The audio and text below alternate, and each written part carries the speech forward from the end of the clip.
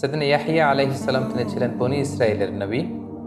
তিনি সাইয়েদনা জাকারিয়া আলাইহিস সালামের সন্তান ছিলেন, ঈসা আলাইহিস সালামের মামা ছিলেন এবং আল্লাহ তাআলা স্বয়ং নিজেই সাইয়েদনা ইয়াহিয়া আলাইহিস সালামের নাম রেখেছিলেন।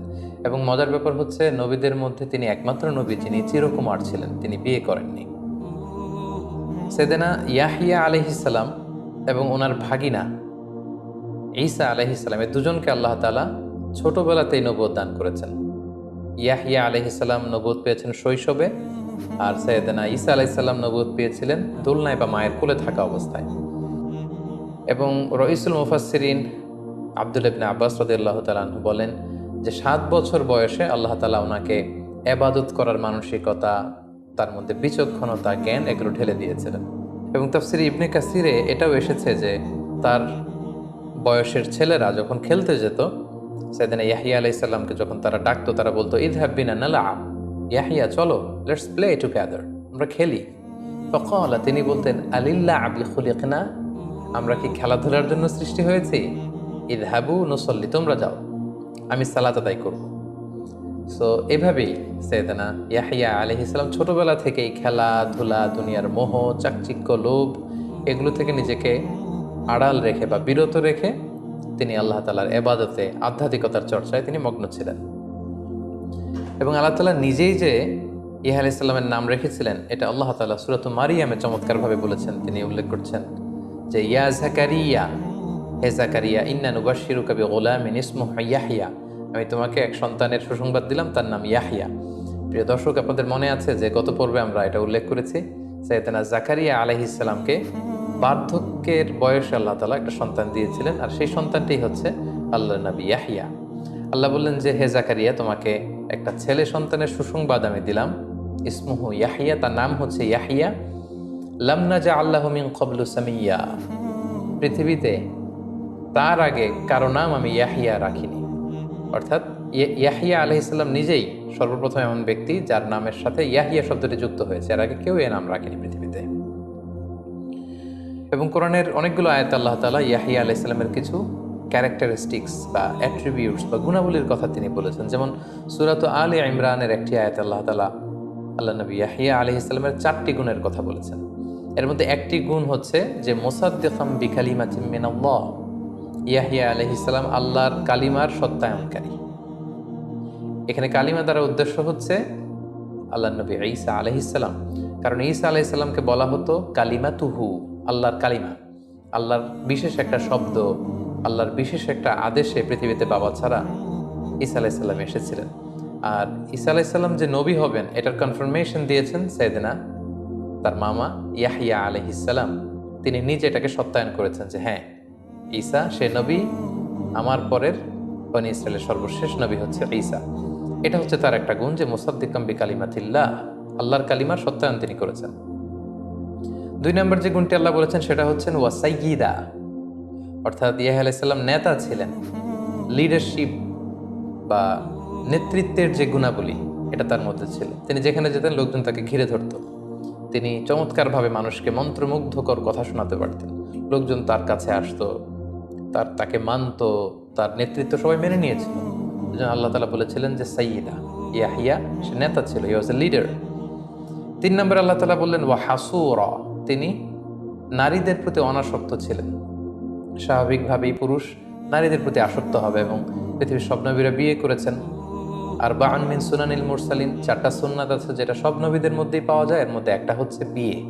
সব নবীরাই বিয়ে করেছেন, কিন্তু এক্ষেত্রে আল্লাহ নবী ইয়াহইয়া আলাইহিস সালাম ছিলেন এক্সেপশনাল। তিনি বিয়ে করেননি। শুধু বিয়েই করেননি, তিনি জীবনে কখনো নারীদের প্রতি কোনো অ্যাট্রাকশন, কোনো জৈবিক আকর্ষণ তিনি কখনো ফিল করেননি, অনুভব করেননি। এজন্য আল্লাহ তাআলা ওনাকে বলেছেন হাসুরা, তিনি নারী অনাসক্ত ছিলেন। তার জৈবিক চাহিদার লাগামকে তিনি সবসময় নিয়ন্ত্রণ করতে পারতেন, তিনি কখনো এটা ফিলই করতেন না। এবং 4 নম্বর সিফাত বা গুণাবলীর সর্বশেষ গুণটা হচ্ছে আল্লাহ বলছেন ওয়া নাবিয়্যাম মিনাস সালিহিন, ইয়াহইয়া আলাইহিস সালাম আল্লাহ তাআলার নেককার একজন নবী ছিলেন। সুবহানাল্লাহি ওয়া বিহামদিহি। তাহলে এই আয়াতে 4টি গুণের কথা আমরা জানলাম। ইয়াহইয়া আলাইহিস সালামের ব্যাপারে কালামুল্লাহ মাজিদে আল কোরআন আল কারীমে আল্লাহ তাআলা খুব বেশি আলোচনা করেননি।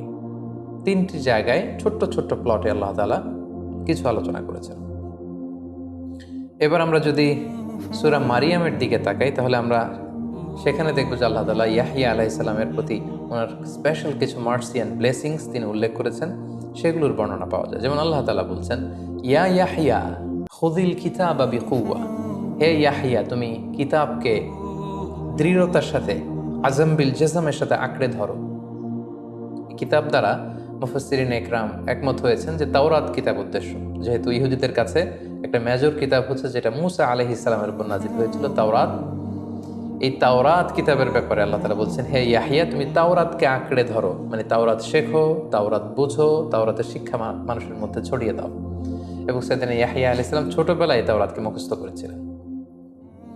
তারপর আল্লাহ বলেছেন, ওয়া আতাইনাহুল হুকমা সাবিয়্যা, শৈশবকালে বাল্যকালে আমি ইয়াহইয়াকে বিচক্ষণতা দিয়েছি।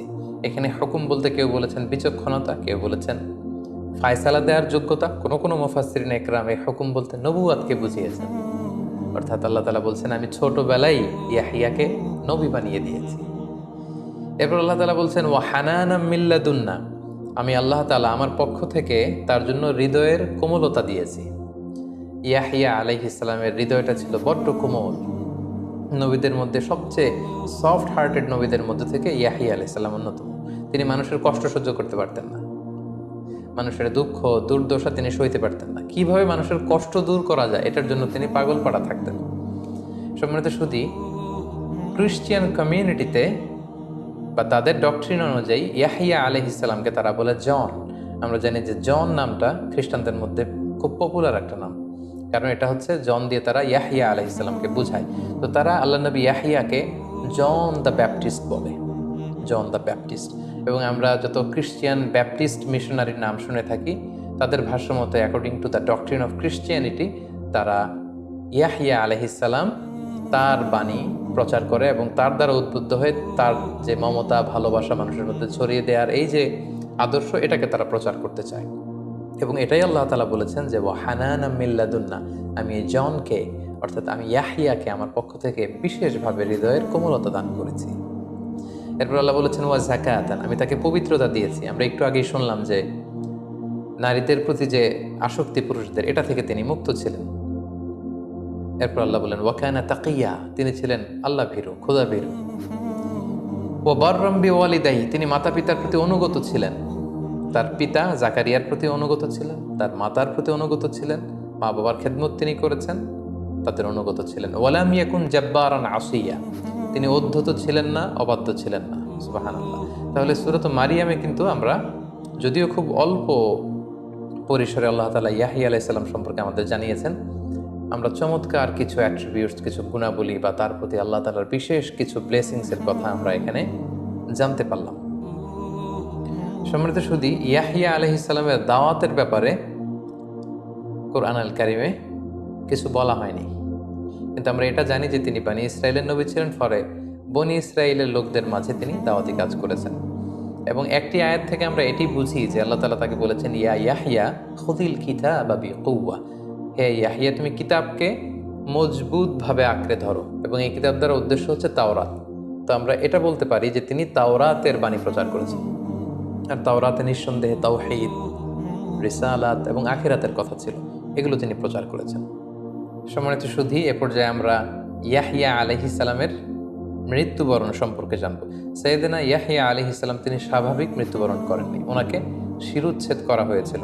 এবং আমরা জানি যে বনী ইসরায়েলের লোকদের স্বভাব ছিল তারা নবীদের বিরোধিতা করত, তাদের বিরুদ্ধে ষড়যন্ত্র করত এবং তারা অন্যায়ভাবে তাদের নিজেদের নবীদেরকে হত্যা করত, যেটা কালামুল্লাহ মাজিদে অনেকগুলো আয়াত আল্লাহ তাআলা বলেছেন। যেমন সূরা বাকারাতে আল্লাহ বলেছেন আফা কুল্লামা জাআকুম রাসূলুম বিমা লা তাহওয়া আনফুসুকুম, তাদের কাছে যখনই কোনো নবী এমন নিয়ম নিয়ে আসতো যেটা তাদের ভাল লাগতো না, ইস্তাকবারতুম, তখন তারা কি করত?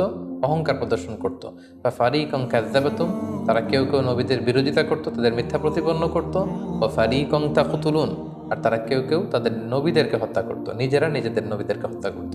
সূরা বাকারার 91 নম্বর আয়াতে আল্লাহ তাআলা বলছেন ফালিমা তাকতুলুনা আম্বিয়া আল্লাহি মিন ক্বাবলু ইন কুনতুম মুমিনিন। আল্লাহ বনী ইসরাইলকে উদ্দেশ্য করে বলছেন যে হে বনী ইসরাইল, তোমরা যদি বিশ্বাসী হয়ে থাকো তাহলে কেন তোমরা তোমাদের নবীদেরকে হত্যা করেছো? তাহলে এই দুটি আয়াত থেকে আমরা বুঝলাম যে বনী ইসরাইলের একটা বদ স্বভাব ছিল, তারা নিজেরা তাদের নিজেদের নবীদেরকে হত্যা করত।